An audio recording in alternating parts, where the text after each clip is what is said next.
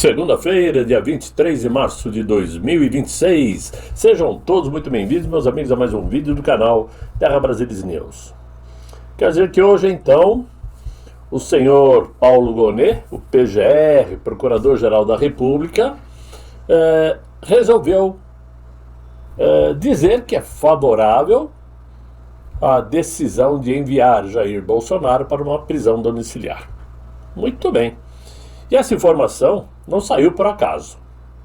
Essa decisão do Paulo Gonet carrega um peso institucional enorme e, sobretudo, um sinal claro de que há um entendimento interno de que a manutenção de Jair Bolsonaro no sistema prisional, diante de seu estado de saúde, pode representar um risco que vai muito além do jurídico. Então a palavra final, claro que ainda está nas mãos do ministro Alexandre de Moraes, mas o posicionamento do PGR muda completamente o clima nesse caso. Ao mesmo tempo, a defesa do nosso presidente Jair Bolsonaro, reforçada politicamente pelo senador Flávio Bolsonaro, por Michele Bolsonaro e pelo governador de São Paulo, Tarcísio de Freitas, onde todos realizaram encontros com o próprio ministro Moraes, pedindo a prisão domiciliar do mito, tudo isso sustenta que todos os requisitos legais já foram cumpridos. A idade de Jair Bolsonaro, que a gente pode considerar de idade avançada, histórico médico complexo e um quadro clínico que exige acompanhamento constante. E tudo isso forma aí um conjunto que, segundo os advogados, não dá para ser ignorado. A argumentação vai além da legalidade fria. Ela toca diretamente na responsabilidade do Estado sobre a integridade física de um preso sob a sua custódia. E aí, justamente nesse ponto que a tensão cresce. Porque nos corredores do Supremo Tribunal, a discussão deixa de ser apenas jurídica e passa a ser também institucional e histórica. E, portanto, essa situação precisa ser resolvida o mais cedo possível para que, inclusive, não sirva de argumentos políticos eleitorais. Não podemos nos esquecer que esse ano é um ano diferente, né? É um ano eleitoral. Só que o que mais interessa a partir de agora não é saber quem fez mais para a provável domiciliar de Jair Bolsonaro, que só falta ser oficializada pelo Moraes. Não importa saber se foi o Flávio Bolsonaro que fez mais, se foi a Michele Bolsonaro, se foi o Tarcísio, se foi os próprios advogados, porque todos, sem exceção, procuraram os ministros do Supremo lutando por essa prisão domiciliar. Tá? Todos atuaram em momentos diferentes para isto. Só que o que interessa realmente é quem é que fica derrotado nessa história. Diante desse cenário, claro que tanto o Paulo Gonet quanto o Alexandre de Moraes se tornaram perdedores. E por isso, a partir de agora, caminham com cautela. Por quê?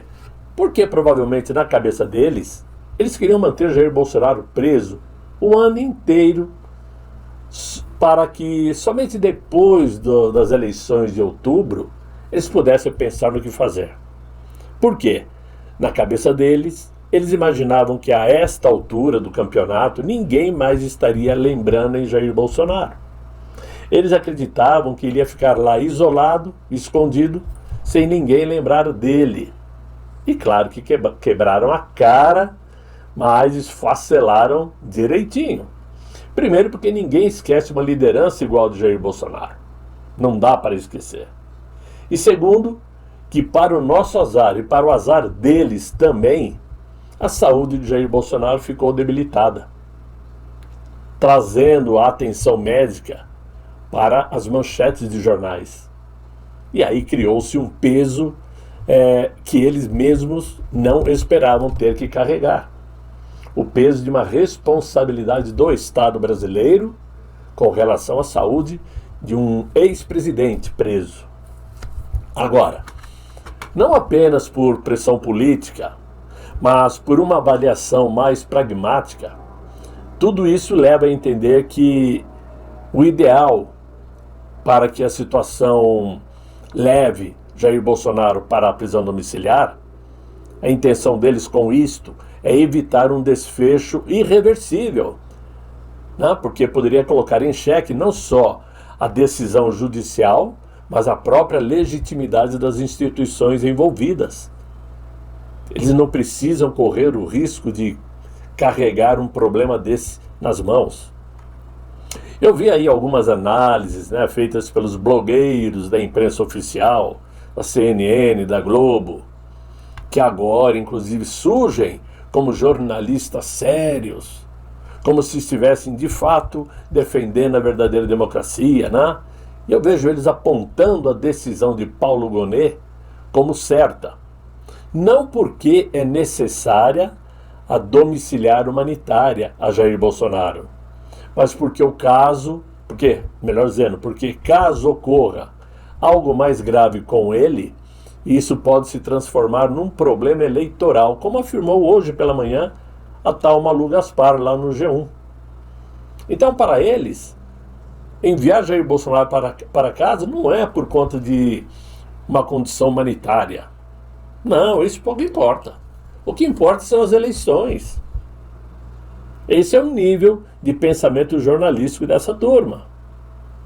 Agora, fato é que quando o Paulo Gonet tira o seu da reta, porque é isso que ele fez, ele tirou o dele da reta, aconselhando o ministro Moraes a conceder a domiciliar a Jair Bolsonaro, ele acaba dando um checkmate no próprio xerifão, ou no ex-xerifão, da Suprema Corte. Pois agora, quem vai provavelmente ficar com o dele na reta é o próprio xerifão, né? Porque será que ele vai querer atender aos apelos da defesa e dos familiares do mito só porque é um ato humanitário? Só porque ele é um cara humano, preocupado com a saúde alheia? Claro que não. Ele vai atender para não pagar o preço sozinho. Porque caso ocorra algum incidente a mais com Jair Bolsonaro, ele não poderá culpar também Paulo Gonet. Olha, eu pedi para o Ministério Público se manifestar. Eles se colocaram contra mandar Jair Bolsonaro para casa, então eu respeitei. Agora não dá. Paulo Gonet é a favor de enviar o mito para casa, o xerifão vai ser obrigado também. Pode ser que não seja hoje, pode ser que não seja amanhã, talvez ele espere Jair Bolsonaro voltar para Papudinha para depois tomar a decisão, para dizer que continua na crista da onda, que ele continua o top 10, o cara continua cabeludo, para depois decidir. Só que essa não é uma situação incômoda somente para ele, Moraes, mas simbolicamente também para o atual presidente Inácio. Porque é pior, inclusive, simbolicamente falando. Porque parem para pensar comigo, O Inácio não vai poder dizer para sua militância, os mortadelas da vida, que Jair Bolsonaro ficou mais tempo preso do que ele. Não vai poder dizer isso. Porque desde o dia 22 de novembro de 25, quando o Jair Bolsonaro foi preso, até hoje, dia 23 de março, o Mirto está preso por 121 dias. E o Inácio ficou preso quase 600 dias. Então, simbolicamente, é muito ruim para ele também. Ou seja, podemos sim, a partir de agora, entrarmos nesta onda do tic-tac, para saber que a qualquer momento Jair Bolsonaro irá para a prisão domiciliar. Ok, ele continua preso, mas cá entre nós, em sua casa, com a liberdade de poder se movimentar dentro de casa, com sua esposa Michele, com suas filhas, com sua filha, com seus filhos, é outra coisa, é outra situação. Agora fica restando ainda os nossos parlamentares lutarem firmemente para que pelo menos aquele projeto de lei da dosimetria seja aprovado, para pegar os coitados, os inocentes que estão presos por conta do dia 8, para eles irem para casa também, né? Agora, é evidente que a prisão domiciliar que se avizinha será o tema de debates políticos para a campanha eleitoral. E, obviamente, será uma bandeira carregada pelos bolsonaristas. Nós é que carregaremos os frutos desse drama nacional que se arrasta desde o dia em que fabricaram uma condenação contra o maior líder da política brasileira. Os cálculos políticos que a extrema esquerda radical tentará usar será de querer associar o nome de Jair Bolsonaro de alguma forma com a corrupção dos créditos consignados do INSS, né? Com o caso do Banco Master, dizendo que foi no governo dele que tudo isso começou, plá, plá, plá, plá, plá. Só que nada disso vai pegar. Nada disso vai conseguir se tornar uma narrativa eficiente. Muito pelo contrário. Nem a própria militância de esquerda acredita nisto. Eles sabem que tudo realmente pegou ânimo, pegou fôlego, foi no atual governo do Inácio. Então, o máximo que eles vão conseguir é convencer meia dúzia aí de idiotizados militantes petistas. Essa que é a verdade. Já o senador Flávio Bolsonaro, ele deve apresentar até o final desse mês de março as diretrizes do seu plano de governo dentro de uma estratégia que já está definida, com a economia sendo o centro da campanha. Primeiro a economia, depois a segurança. A ideia é Flávio Bolsonaro lançar o seu programa de governo já acompanhado de um nome forte para comandar a área econômica, né? O ministro da Economia, ou o ministro da Fazenda. O ideal é ele começar a campanha já com o nome pronto, numa tentativa de repetir a estratégia que em 2018 ajudou a impulsionar a candidatura de Jair Bolsonaro com a escolha antecipada de Paulo Guedes. Flávio pretende fazer igual. O desafio agora é encontrar uma figura que carregue 3 elementos ao mesmo tempo: credibilidade junto ao mercado financeiro, capacidade de comunicação com a população e alinhamento ideológico com uma agenda liberal, especialmente em temas como privatizações, controle de gastos públicos e redução do tamanho do Estado brasileiro. Por ora, o nome que ganha força é o do Adolfo Saxida. O Adolfo Saxida, para quem não se lembra, foi ministro de Minas e Energias do governo de Jair Bolsonaro. E ele é um grande defensor do liberalismo econômico. Além disto, o Saxida reúne na avaliação de aliados um diferencial decisivo, que é a fidelidade política ao ex-presidente Jair Bolsonaro. Outro nome que também já foi sondado é o do Roberto Campos Neto, ex-presidente do Banco Central, que é muito bem avaliado por investidores, mas ele já sinalizou que não pretende deixar a iniciativa privada. Por ora não, mas quem sabe, mais à frente, né, ele resolva aceitar, quem sabe. O próprio ex-ministro Paulo Guedes também já foi procurado, mas a princípio recusou a participação pelo mesmo motivo. Ele quer continuar aí na vida privada. Bom, são hipóteses iniciais, mas é importante começar aí uma luta eleitoral já com um nome forte definido, né? Agora, eu gostaria de fazer uma crítica ao Flávio Bolsonaro, né? Que é apenas o meu entendimento e que posso estar totalmente errado, totalmente enganado. Afinal de contas, é o meu pensamento, um homem de 71 anos praticamente. Daqui a 3 meses estou fazendo... Daqui a 3 meses estou fazendo 71. Né? Pode ser um pensamento ultrapassado. Mas, por favor, Flávio Bolsonaro, não entre nessa toada de ficar fazendo dancinhas, brincadeirinhas nos palcos, tá? Pois a minha opinião de conservador a respeito disso é muito negativa. Este é o meu sentimento de conservador.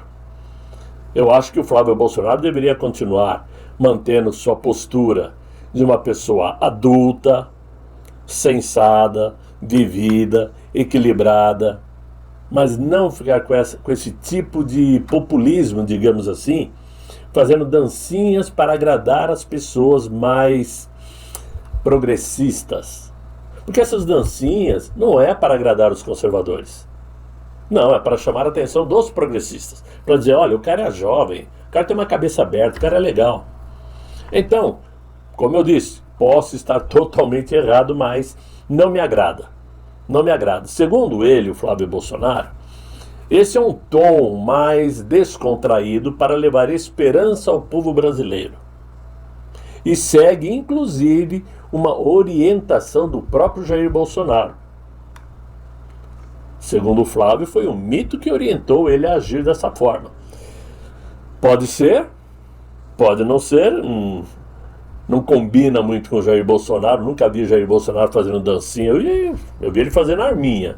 Dancinha nunca vi. Mas eu particularmente prefiro aí um posicionamento mais adulto, mais sério, a respeito da coisa pública, né? Porque lidar com a coisa pública é ter uma responsabilidade muito acima da média.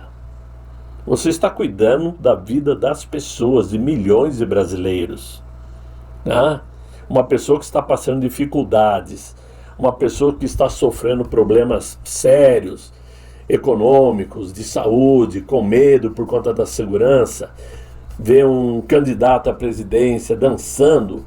Eu não sei até que ponto isso é bom ou não, mas é a escolha dele e, como eu disse, é apenas a minha opinião, né? Não levem a mal quem acha bacana, quem acha legal esse tipo de atitude, porque, como eu disse, é só opinião. Mas penso que as coisas estão tomando um rumo bem mais favorável para nós a partir de agora. Primeiro, porque aos poucos estamos alcançando aí pequenas vitórias. A primeira é termos a grata surpresa de que o mito acertou na mosca a indicação de Flávio para ser candidato à presidência. Segundo, porque vimos ele atingir índices de aceitação acima do esperado muito cedo. Muito cedo. Era para ele começar a campanha eleitoral abaixo do atual mandatário. No meio do caminho se aproximar. Mas começar a campanha eleitoral já no mínimo empatado e na maioria dos institutos de pesquisa já um pouco acima, é uma grata surpresa, né?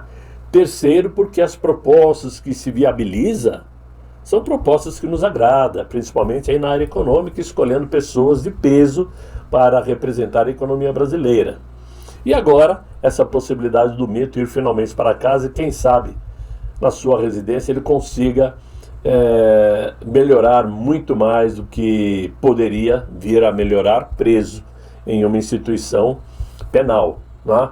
Então são motivos bons para que a gente se anime, para que a gente não, eu tento me corrigir, para que nós nos animemos, né? A gente é muita coisa, né? Então assim, temos que levantar a cabeça, acreditar, ter fé, né? E procurar convencer aqueles que sabemos estarem indecisos. Procure alertar o amigo. Olha, se você não tem certeza, pelo menos não repita o mesmo erro. Mude seu voto. Mudando o voto, obviamente ele vai votar em Flávio Bolsonaro. Não é isso? De qualquer forma, esse era o vídeo que eu tinha para vocês no dia de hoje. Estou gravando esse vídeo exatamente 15 horas e 55 minutos. São as informações que saíram até agora. Até esse momento, Moraes ainda não oficializou a ida de Jair Bolsonaro para casa. Quem sabe a noitinha já tem a notícia, hein? Vamos torcer. Desejo que vocês tenham gostado do vídeo. Deixem os likes, se inscrevam no canal e aguardo vocês em um próximo vídeo amanhã, se Deus quiser. E Ele há de querer. Fiquem todos muito bem, fiquem com Deus. Tchau, tchau.